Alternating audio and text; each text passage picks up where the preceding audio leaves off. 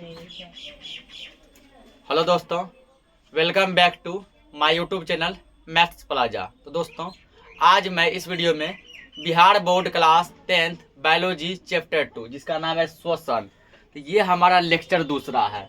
इससे पहले चैप्टर 2 का लेक्चर 1 अपलोड हो चुका है। यदि आप लोग नहीं देखे हैं तो उसको देख लीजिएगा पहले, फिर इसको देखिएगा, तब ज़्यादा समझ में ही आएगा। ये क्या लेक्चर 2 है। तो कल जो है वीवीआई क्वेश्चन कराए थे और कुछ वीवीआई क्वेश्चन ऐसे हैं जो कि बच गए हैं, उसका सॉल्यूशन हम आज करा देते हैं। आइए देखते हैं।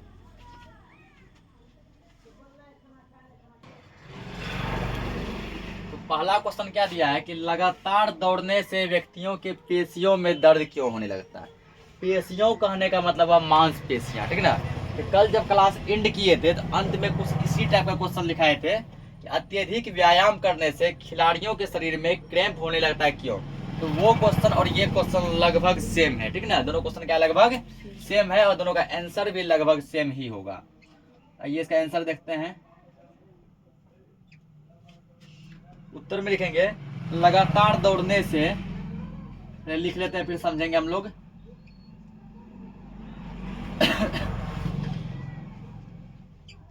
लगातार दौड़ने से हमारे शरीर में ऊर्जा की खपत होती है।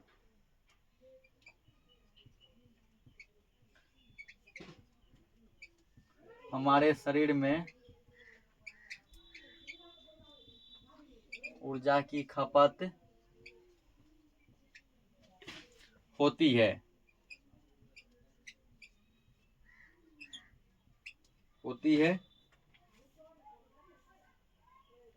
फिर लिखेंगे आगे, अधिक मात्रा में ऊर्जा के लिए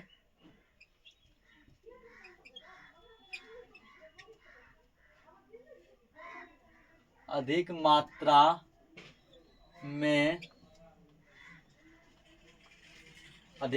में ऊर्जा के लिए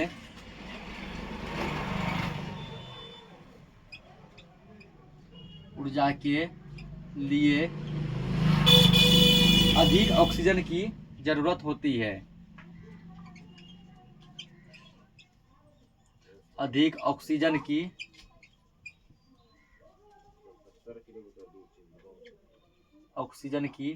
जरूरत होती है।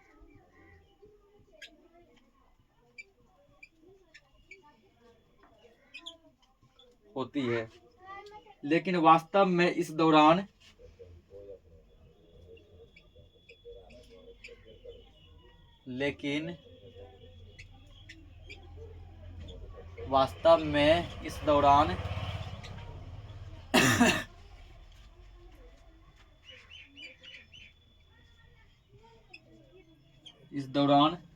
ऑक्सीजन पर्याप्त मात्रा में घट जाती है।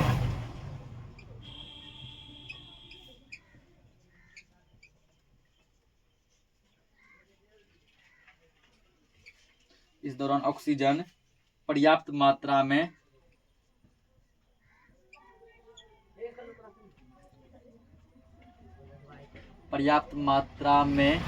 घट जाती है।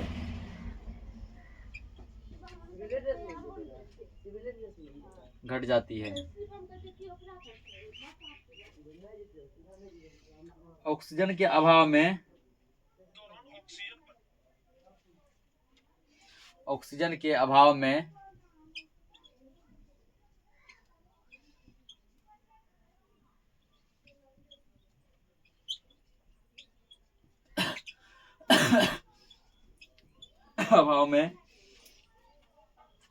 पायरूवेट का विघटन लैक्टिक अम्ल में हो जाता है। ऑक्सीजन के अभाव में पायरूवेट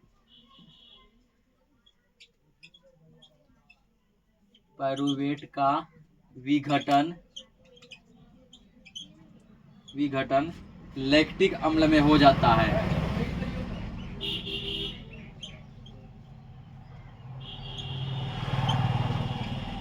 लैक्टिक अम्ल में हो जाता है।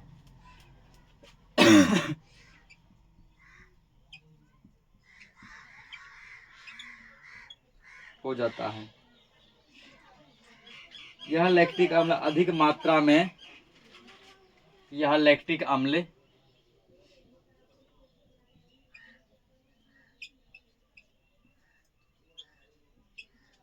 लैक्टिक अम्ल अधिक मात्रा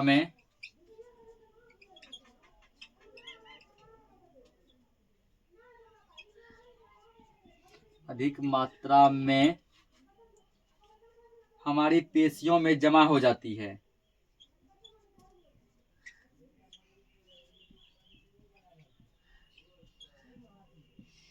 हमारी पेशियों में जमा हो जाती है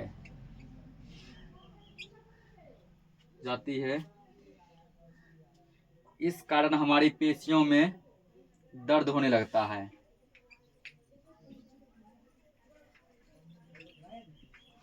इस कारण हमारी पेशियों में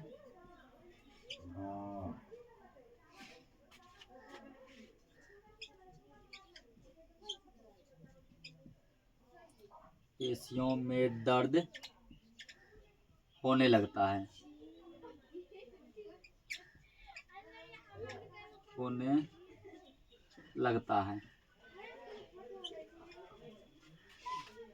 समझते हैं इसको क्या दिया है। क्वेश्चन क्या था, लगातार दौड़ने से व्यक्तियों के पेशियों में दर्द क्यों होने लगता है, ठीक है ना। तो लगातार दौड़ने से हमारे शरीर में ऊर्जा की खपत होती है, ठीक है ना। लगातार दौड़ने ही नहीं, कोई भी काम यदि हम लोग कंटिन्यू करेंगे, लगातार करेंगे, ठीक है ना, तो हमारे बॉडी में, हमारे शरीर में ऊर्जा की खपत होती है, मतलब ऊर्जा खर्च होता है। ऊर्जा क्या होता है, खर्च होता है, ठीक ना। तो ऊर्जा की खपत होती है। अधिक मात्रा में ऊर्जा के लिए अधिक ऑक्सीजन की जरूरत होती है। यदि हमको ऊर्जा अधिक चाहिए, बॉडी में यदि अधिक ऊर्जा बनाना है, उसके लिए अधिक ऑक्सीजन की आवश्यकता होती है।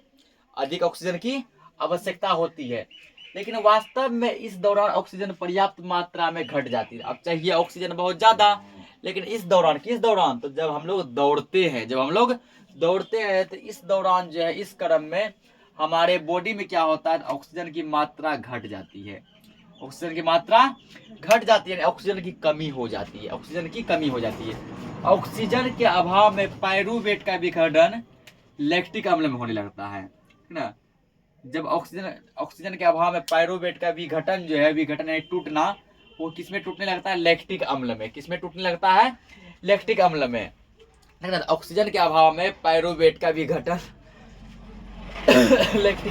लैक्टिक अम्ल में हो जाता है, और यह लैक्टिक अम्ल अधिक मात्रा में हमारी पेशियों में जमा हो जाती है।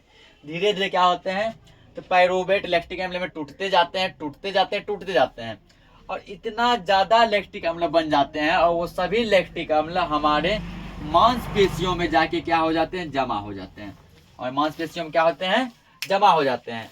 और जब लैक्टिक अम्ल हमारे मांसपेशियों में जमा हो जाते हैं, जिसके कारण हमारे मांसपेशियां दर्द करने लगता है, इस कारण हमारी पेशियों में क्या होने लगता है, दर्द होने लगता है, ठीक ना। इसको नोट करो, अगला क्वेश्चन देखते हैं।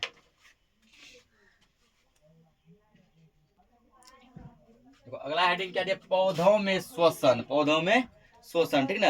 ये क्वेश्चन इस प्रकार पूछा जा सकता है कि पेड़ पौधे अपने श्वसन की क्रिया किस प्रकार करते हैं। कहने का मतलब है पेड़ पौधे कैसे सांस लेते हैं, पेड़ पौधे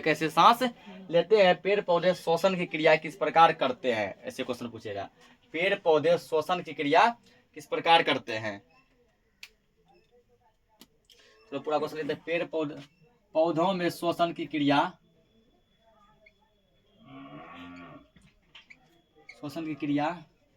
कैसे होती है। कैसे होती है, या तो ऐसे पूछेगा, पेड़ पौधे श्वसन की क्रिया किस प्रकार करते हैं, या फिर पौधे सांस कैसे लेते हैं, ठीक ना। तो जैसे भी क्वेश्चन पूछे तो इसका आंसर लगभग जो है सेम प्रकार से होगा। क्या लिखेंगे, पेड़ पौधे अपनी श्वसन की क्रिया, उत्तर में लिखना है पेड़ पौधे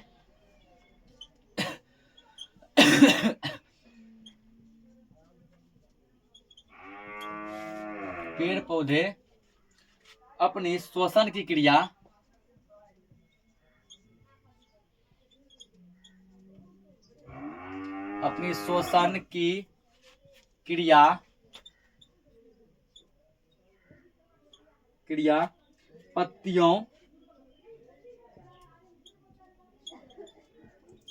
पत्तियों कोमा तनव, पत्तियों तनव और जड़ों में स्थित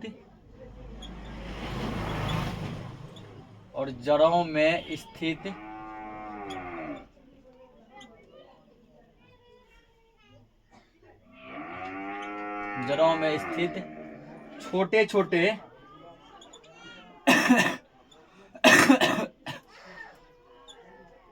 छोटे छोटे छिद्रों के द्वारा करते हैं। छोटे छोटे छिद्रों के द्वारा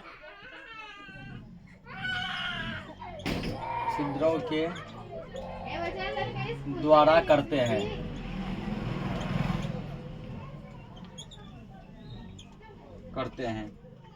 पत्तियों में रंध्र पाए जाते हैं। छिद्रों द्वारा करता है। पत्तियों में रंध्र, सब समझाते हैं, पहले लिख लेते हैं। पत्तियों में रंध्र पाए जाते हैं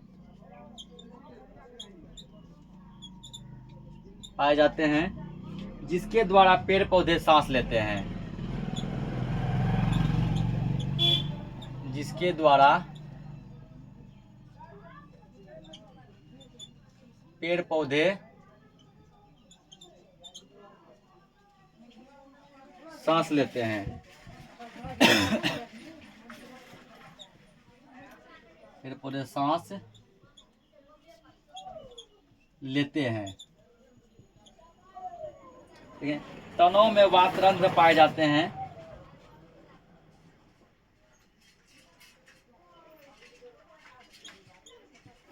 तनों में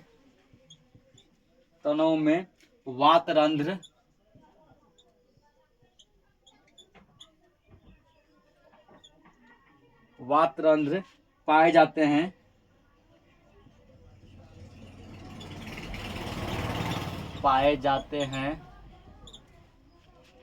जिसके द्वारा पेड़ पौधे सांस लेते हैं।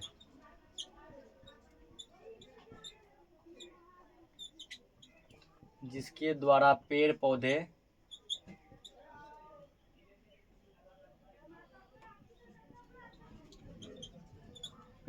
सांस लेते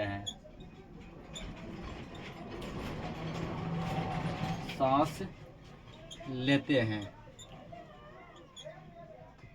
आगे लिखेंगे इसमें जड़ों में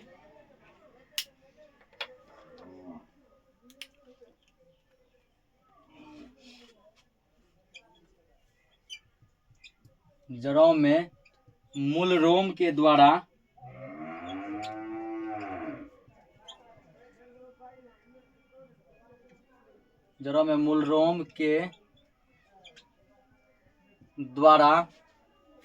गैसों का आदान प्रदान किया जाता है।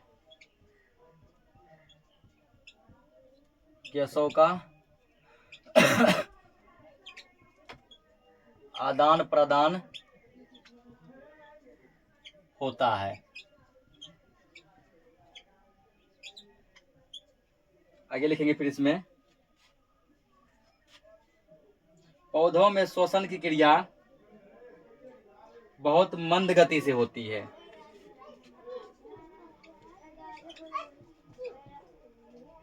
पौधों में श्वसन की क्रिया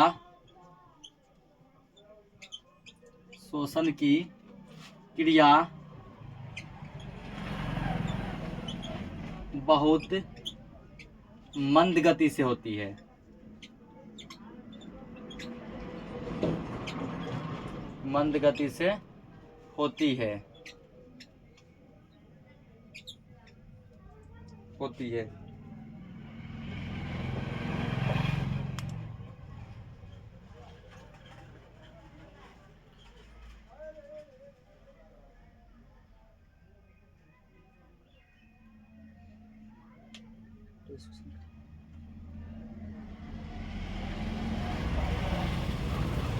ठीक ना। उसके बाद और आगे लिखेंगे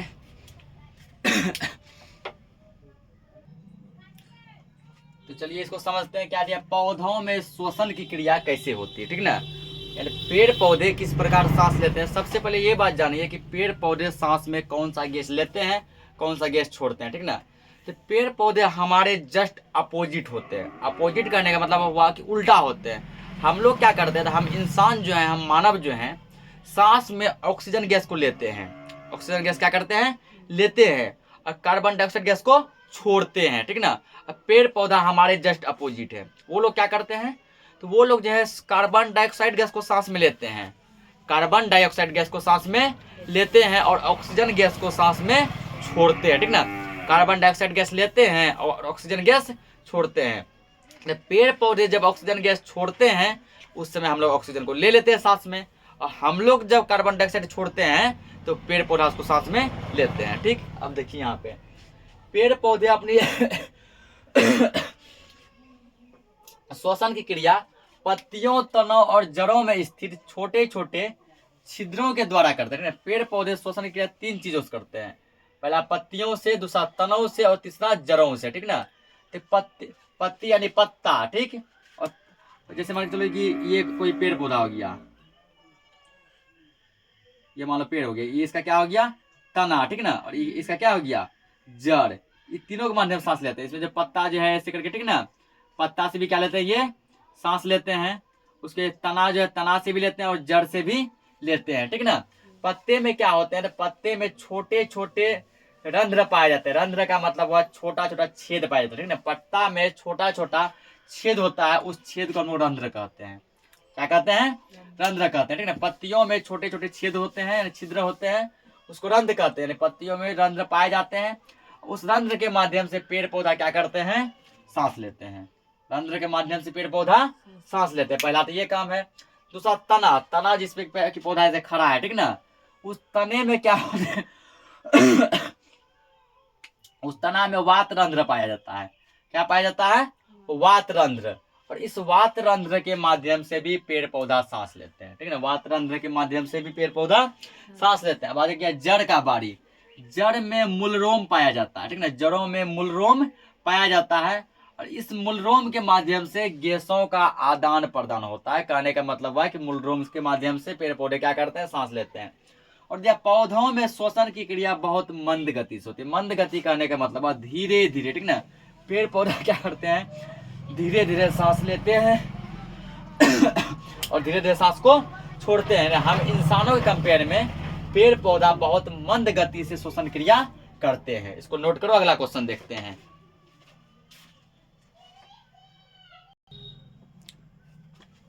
अगला हेडिंग क्या है, प्रमुख जीवों के श्वसन अंग। प्रमुख जीवों के श्वसन अंग यानी कुछ जीवों के नाम दिए गए हैं, ठीक है ना। उसमें से बताना है कि कौन सा जीव अपने किस अंग से सांस लेता है।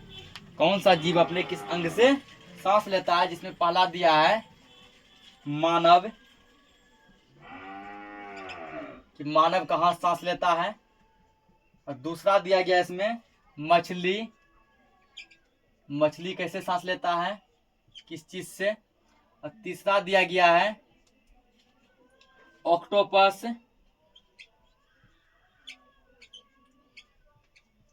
ऑक्टोपस कैसे सांस लेता है। और चौथा दिया गया है मच्छर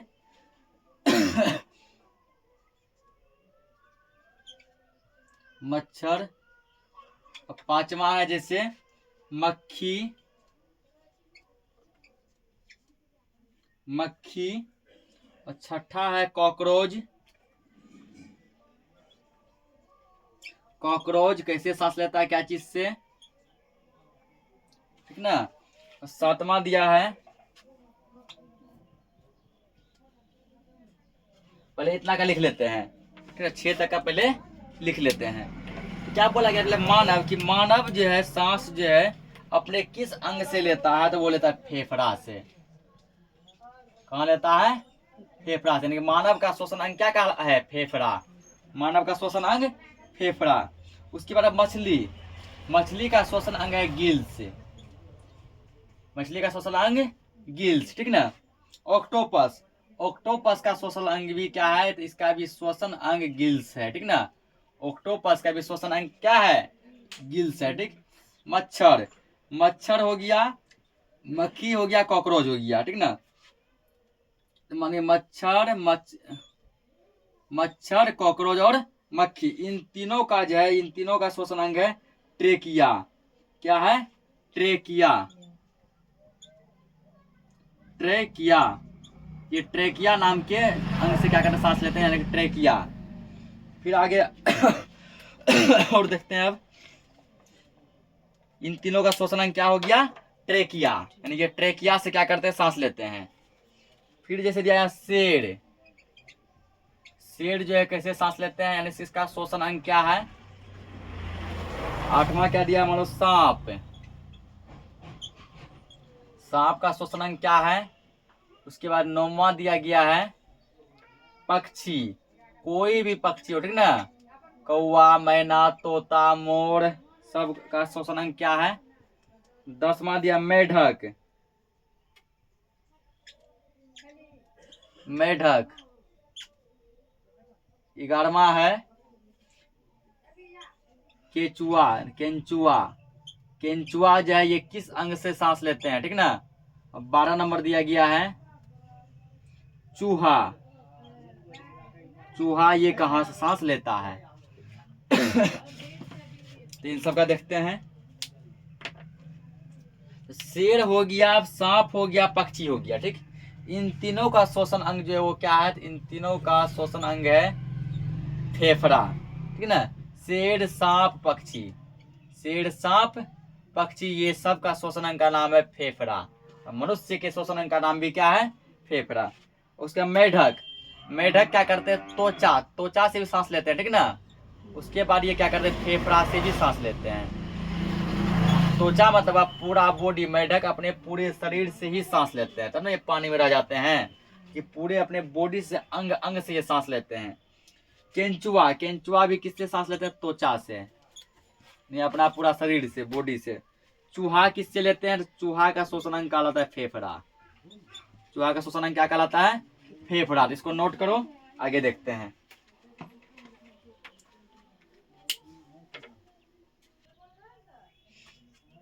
अगला क्वेश्चन दिया है किण्वन क्या है? किण्वन क्या है? ये किण्वन यहाँ पूछा गया है, पहले लिख लेते हैं डेफिनेशन, फिर समझेंगे किण्वन क्या है। उत्तर देखेंगे इसका। कुछ जीवों में, कुछ जीव जैसे हो गया, कुछ जीवों जैसे बैक्टीरिया,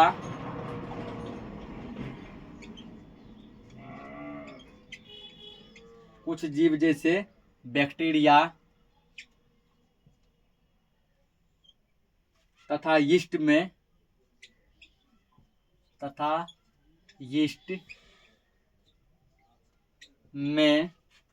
श्वसन की क्रिया, श्वसन की क्रिया, श्वसन की क्रिया ऑक्सीजन की अनुपस्थिति में होती है।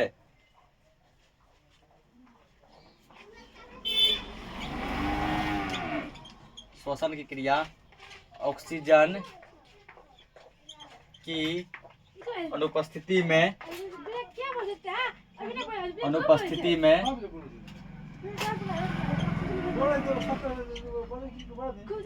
अनुपस्थिति में होती है।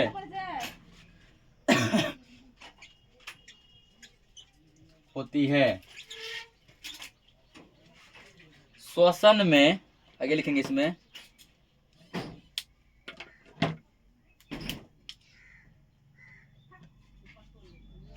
होती है श्वसन में, श्वसन में अल्कोहल का,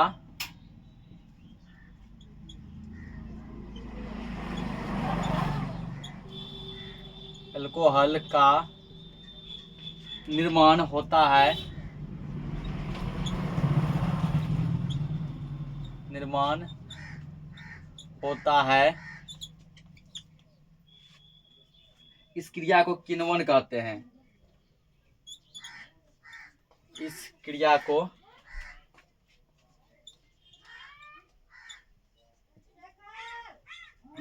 को किण्वन कहते हैं। इस क्रिया को किण्वन कहते हैं।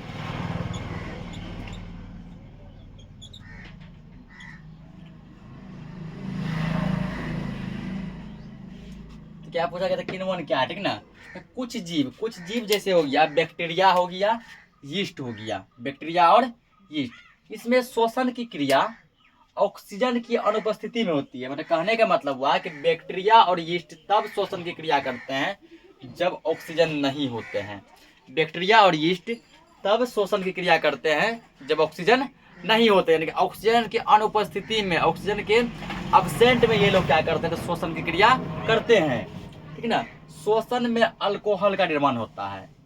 बैक्टीरिया और यीस्ट में श्वसन में क्या होता है, अल्कोहल का निर्माण होता है, और इस क्रिया को हम लोग किण्वन कहते हैं। इसे क्या कहते हैं, किण्वन कहते हैं। इसको नोट करो, आगे देखते हैं।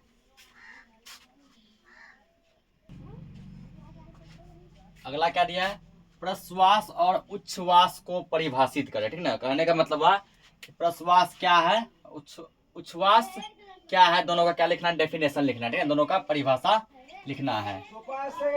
उत्तर लिखेंगे, पहले क्या लिखेंगे, प्रश्वास।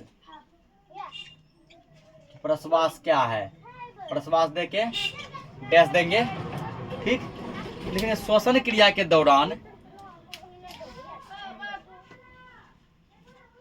श्वसन क्रिया के दौरान, श्वसन क्रिया के दौरान, श्वसन क्रिया के दौरान हवा का नाक से होते हुए, हवा का नाक से होते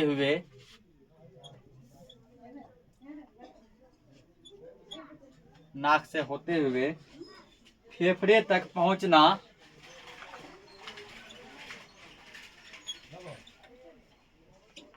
फेफड़े तक पहुंचना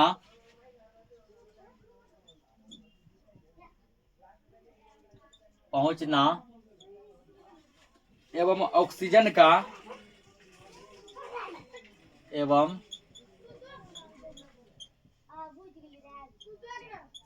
ऑक्सीजन का फेफड़े की दीवारों में, फेफड़े की दीवारों में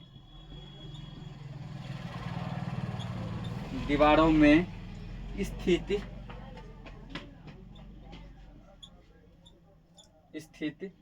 रक्त कोशिकाओं के माध्यम से, रक्त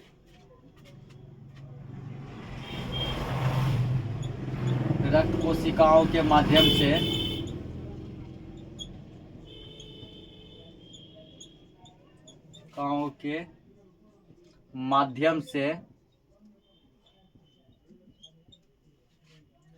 से हीमोग्लोबिन की सहायता से,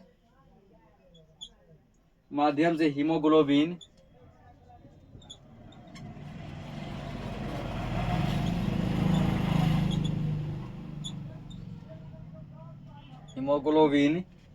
की सहायता से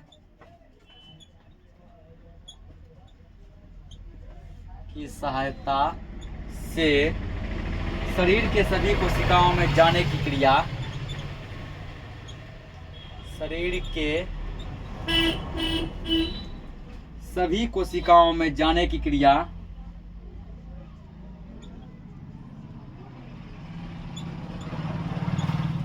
सभी कोशिकाओं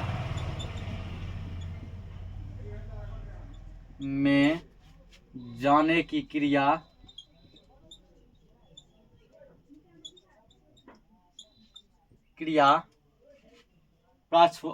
प्रश्वास कहलाती है, प्रश्वास कहलाती है।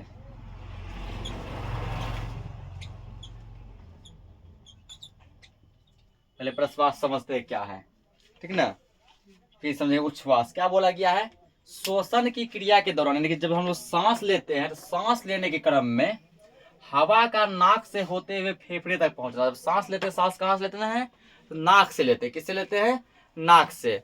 तो हवा जब नाक से लेते हैं तो वो तो नाक के माध्यम से कहाँ प्रवेश करता है? फेफड़ा में, ठीक है ना। नाक के माध्यम से कहाँ प्रवेश करता है? फेफड़ा में, फेफड़ों तक जाता है, ठीक। तो फेफड़े तक पहुंचना और ऑक्सीजन का फेफड़े की दीवारों में स्थित रक्त कोशिकाओं के माध्यम से, ठीक है। तो हम फेफड़े के दीवार में क्या होते हैं? पहले से ऑक्सीजन भी प्रेजेंट होते हैं, मौजूद होते हैं, ठीक ना। तो उसका क्या होता है? तो ऑक्सीजन दीवारों में स्थित रक्त कोशिकाओं के माध्यम से हीमोग्लोबिन की सहायता से, रक्त कोशिका के माध्यम से ऑक्सीजन क्या करते हैं? तो हीमोग्लोबिन की सहायता करते हैं, हीमोग्लोबिन की सहायता करते हैं। और हीमोग्लोबिन की सहायता से शरीर के सभी कोशिकाओं में जाते हैं, ठीक ना। तो हीमोग्लोबिन की सहायता से शरीर के बॉडी के सभी कोशिकाओं में जाते जो है, यही जाने की क्रिया क्या कहलाती है? तो प्रश्वास कहलाती है। शरीर के सभी भागों में जाने की क्रिया क्या कहलाती है? प्रश्वास कहलाती है। इसमें दूसरा भाग इसका कहते हैं उच्छ्वास क्या है, ठीक ना। प्रश्वास तो समझ गए, अब क्या समझेंगे? उच्छ्वास क्या है। उच्छ्वास देखिए, हेडिंग देंगे इसमें, उच्छ्वास, इसका आप डेफिनेशन लिखना है। उच्छ्वास क्या है? उच्छ्वास किसे कहते हैं, इसको समझते हैं।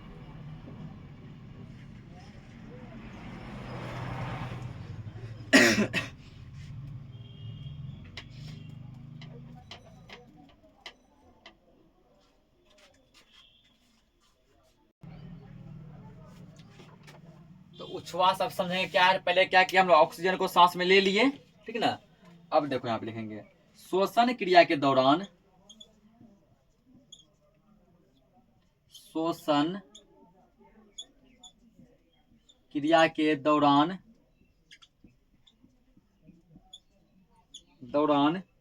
शरीर के सभी कोशिकाओं में,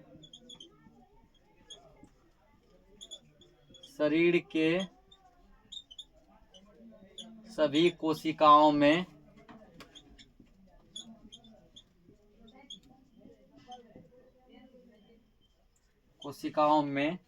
निर्मित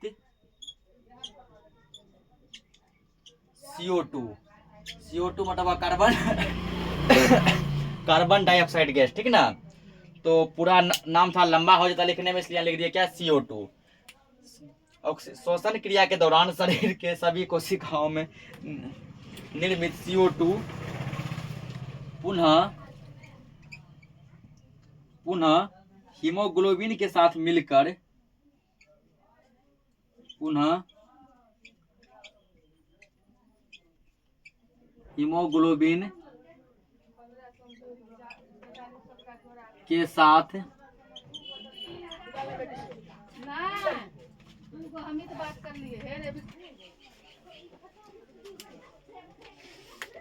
तो क्या? श्वसन क्रिया के दौरान शरीर के सभी कोशिकाओं में निर्मित CO2 पुनः हीमोग्लोबिन के साथ मिलकर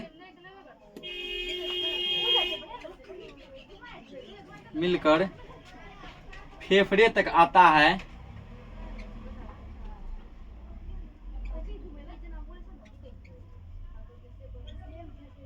फेफड़े तक आता है और फेफड़ा उस CO2 को, CO2 यानी कार्बन डाइऑक्साइड, फेफड़ा उस CO2 को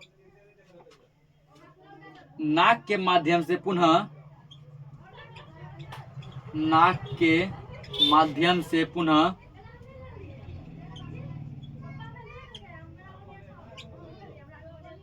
माध्यम से पुनः वायुमंडल में छोड़ देता है, वायुमंडल में छोड़ देता है,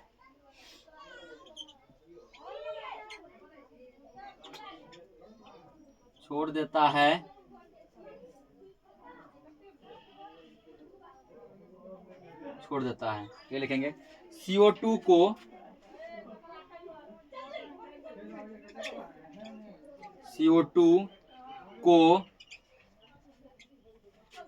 हमारे शरीर से बाहर निकलने के,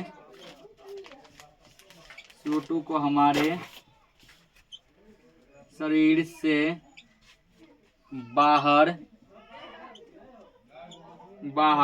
निकलने के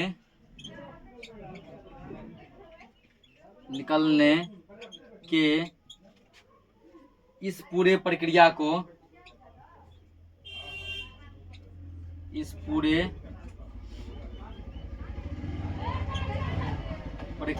को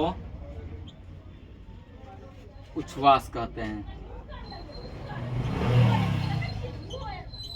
उच्छ्वास कहते हैं। क्या बोला गया? श्वसन क्रिया के दौरान शरीर के सभी कोशिकाओं में निर्मित CO2 पुनः हीमोग्लोबिन के साथ मिलकर फेफड़े तक आता है। तो पहले क्या किया, हम लोग सांस लिए, लेने वाला क्रम कहलाया प्रश्वास। अब जब सांस छोड़ने का बारी आया, ठीक ना, तो सांस छोड़ते समय क्या हुआ, तो फिर जो है CO2 क्या हुआ, शरीर के कोशिकाओं में निर्मित CO2 पुनः यानी फिर से हीमोग्लोबिन के साथ मिलकर कहाँ तक गया? फेफड़ा तक गया। कहाँ तक गया? फेफड़ा तक गया। और फेफड़ा क्या किया ना, उस CO2 को नाक के माध्यम से बाहर निकाल दिया। फेफड़ा से बाहर निकला, बाहर निकल के क्या हुआ, पूरे वायुमंडल में फैल गया। पूरे वायुमंडल में फैल गया, ठीक ना। तो CO2 का शरीर से बाहर निकलकर पूरे वायुमंडल में फैलने की क्रिया क्या कहलाती है? तो उच्छ्वास कहलाती है। क्या कहलाती है? उच्छ्वास कहलाती है। इसी के साथ जो है यह चैप्टर क्या हो गया? द एंड, ठीक है ना, यानी खत्म हो गया। मिलते हैं फिर नए चैप्टर में और भी VVI क्वेश्चन के साथ। तब तक के लिए जय हिंद।